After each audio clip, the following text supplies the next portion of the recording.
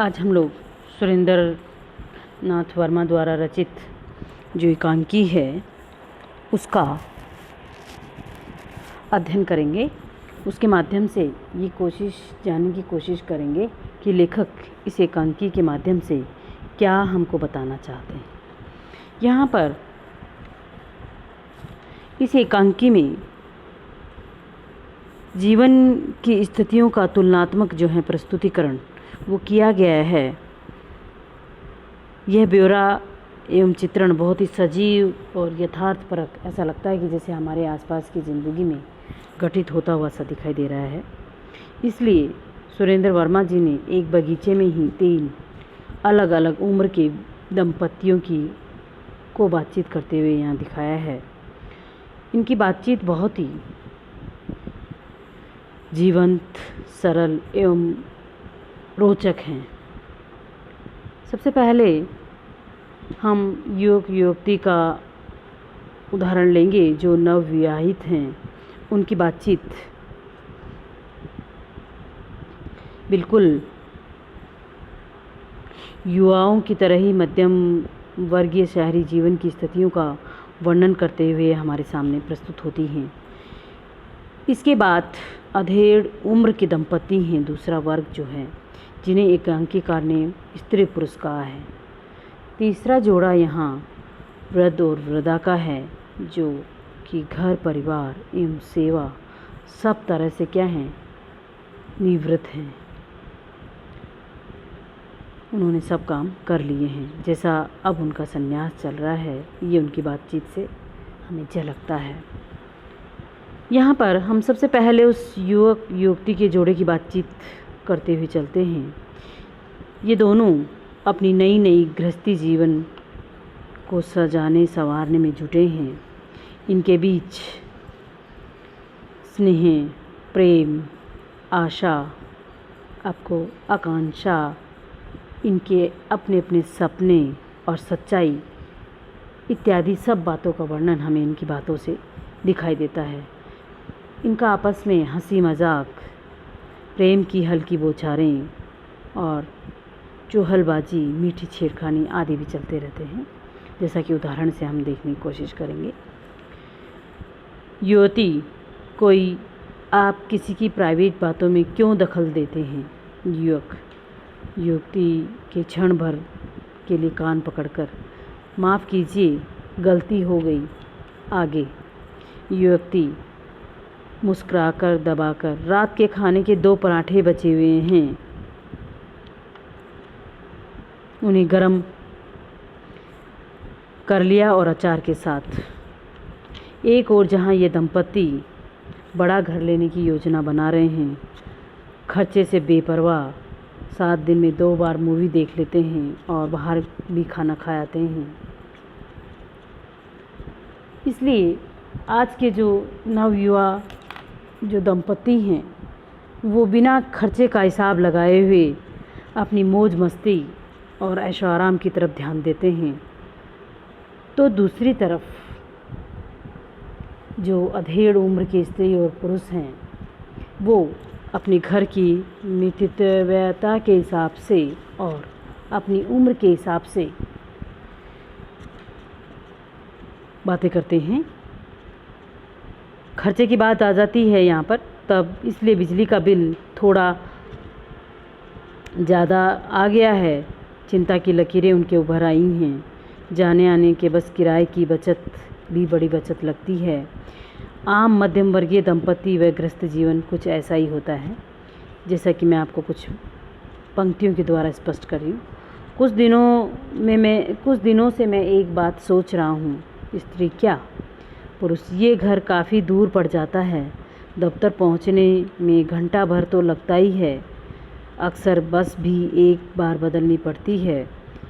अगर उसी तरफ कोई जगह मिल जाए तो वक्त भी बचेगा और 3 लोगों का बस का खर्चा भी। स्त्री, उस तरफ कहाँ? पहाड़गंज के आसपास कहीं। अपने बच्चों के प्रति जिम्मेदारियाँ, उनमें उम्मीद, उनकी आशाएं, खुद की अपूर्त इच्छाएं, जिन पर वो आरोप कर लेते हैं, ये जीवन उनके साथ सामंजस्य करता हुआ आगे बढ़ता है। इस तरह से जो दंपति, जो बीच की उम्र वाले लोग हैं वो, और आगे जाके कहते हैं, ऑफिस के कई लोगों ने मुबारकबाद दी जाकर रज्जू के लिए। स्त्री प्रफुल्लित, अच्छा पुरुष कहा बड़ा होनहार है, दया है भगवान की, मैं तो कुछ कर नहीं सका, लेकिन स्त्री क्यों नहीं कर सके, ऐसी भरी पूरी गृहस्थी चला रहे हो और क्या करता है आदमी। पुरुष, खैर कहने की बात है, लेकिन ये संतोष मन में है कि लड़का ज़रूर एक दिन बड़ा आदमी बनेगा। यहाँ पर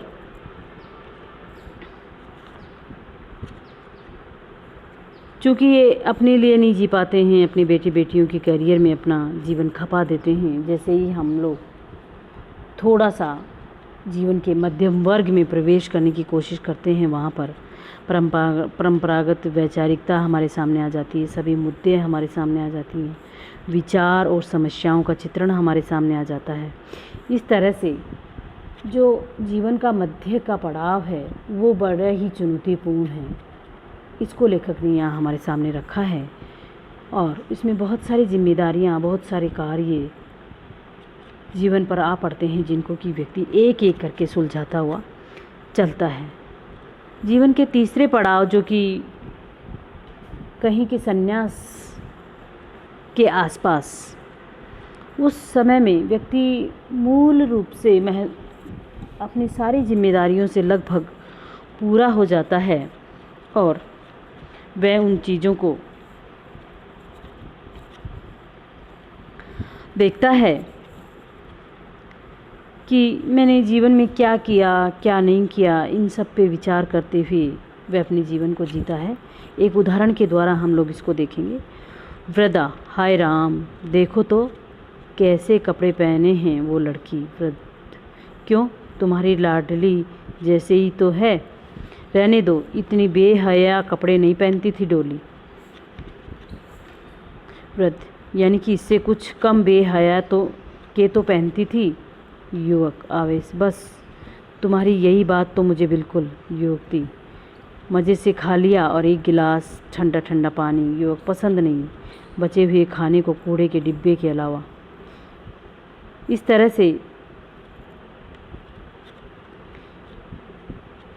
उस वृद्धा और वृद्ध के बीच जीवन का जो तुलनात्मक अध्ययन है वो चलता रहता है।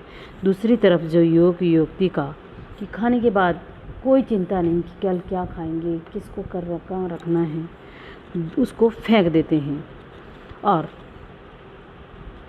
इस तरह से ये जो युवा दंपति है ये अपनी जिम्मेदारियों और अपने रोज़मर्रा के जीवन की चर्चाएं सच्चाई के साथ, प्रामाणिकता के साथ अपना वर्णन करते हैं। और इधर जो वृद्धा का जो जीवन है वो अलग तरह का जीवन है। अगर इन्हें किसी रिश्तेदार की शादी में आने का निमंत्रण भी मिलता है तो इन्हें सफ़र की चिंता रहती है। उन्हें अपनी बीमारियों के बारे में चिंता और चिंतन दोनों हैं। उनमें गहरा प्रेमानुराग और जीवन साथी के प्रति प्रतिबद्धता एवं संस्कारजन्य की प्रतिबद्धता भी है। इसलिए वृद्धा ये कामना करती है कि वह वृद्ध पति के कंधे की अर्थी पर चढ़े। उदाहरण के लिए, वृद्धा, डॉक्टर ने क्या कहा? वृद्ध, चीनी ड्रेसेज में ही रह गई, डायबिटीज़ थोड़ा काबू में आ गया है। वृद्धा, चलो अच्छी बात है। वृद्ध, पर लगता है ये चश्मा बेकार हो गया। वृद्ध गहरी सांस लेकर, मैं तो तुम्हें कोई सुख नहीं दे सका, सारी ज़िंदगी तुम्हारे चूल्हे चौके में ही चली गई। वृद्धा नरमी से, कैसी बातें करते हो, मैं तो अपने को बहुत अच्छे नसीब वाली समझती हूँ, और क्या चाहिए किसी को। लिहाज करने वाले बेटा बहू, लड़की अपनी गृहस्थी में मगन, सिर पर तुम्हारा हाथ। वृद्ध, तुम्हारी तरफ से बेफिक्र हूँ, इसीलिए ये ज़िंदगी और भी बोझ मालूम देती है, बस अब तो उठा ले भगवान। वृद्धा, छी छी, कभी शुभ भी बोला करो, मेरी तो ये मनोती है कि जब मेरी अर्थी उठे तुम कंधा लगाओ। अर्थात क्योंकि स्त्रियां परंपरागत रूप से ऐसा ही चाहती हैं कि उनकी मृत्यु पहले अपने पति से पहले हो जाए, ताकि उनको किसी प्रकार की दूसरी कोई कष्ट या पीड़ा न हो सके। इसीलिए इस एकांकी में लेखक ने मध्यम वर्गीय शहरी परिवेश के 3 अलग अलग अवस्थाओं वाले दंपतियों के संवादों के माध्यम से हमारी आम जिंदगी की जीवंत और यथार्थपरक स्थितियों का चित्रण यहाँ पर किया है, जो कि हम रोज़मर्रा की ज़िंदगी में अपने आसपास और अपने इस परिवेश में देखते रहते हैं। इन स्थितियों के माध्यम से कवि ने आज की इस ज़िंदगी की भाग दौड़ में और जो आधुनिकता के कारण हमारे जीवन जीने की शैली में जो परिवर्तन आ गया है, उसको भी हमारे सामने यहाँ रखा है कि एक वृद्ध और वृद्धा ने अपना प्रारंभिक जीवन किस प्रकार से जिया, जो दूसरी पीढ़ी के स्त्री और पुरुष हैं उन्होंने अपने उस जीवन को किस रूप में जिया है, और आज के नव युवा दंपति उस जीवन को किस तरह से जी रहे हैं। जीवन जीने की शैली में समय के साथ जो परिवर्तन हुआ है, उसका वर्णन यहाँ कवि ने हमारे सामने रखा है, जो कि आज की स्वार्थ लोलुपता की ज़िंदगी में क्षण विशेष को महत्व देने वाली बातें और लंबे समय की कोई भी यथार्थपरक स्थिति नहीं चल पाती है छोटी छोटी बातों को लेकर के, और उन्होंने इस चीज़ को समझाने की कोशिश करी है, जो कि इस बदलते हुए परिवेश का बहुत ही प्रामाणिक दस्तावेज़ मालूम होती है। ठीक है, इस तरह से इस एकांकी को हमने देखा। इस पर जो महत्वपूर्ण क्वेश्चन बन रहा है वही है कि सुरेंद्र वर्मा द्वारा लिखित हरी घास पर घंटे भर जो एकांकी है, उसके तत्वों के आधार पर उसकी समीक्षा कीजिए। ठीक है, अगला हम टॉपिक अगले अध्याय में देखेंगे।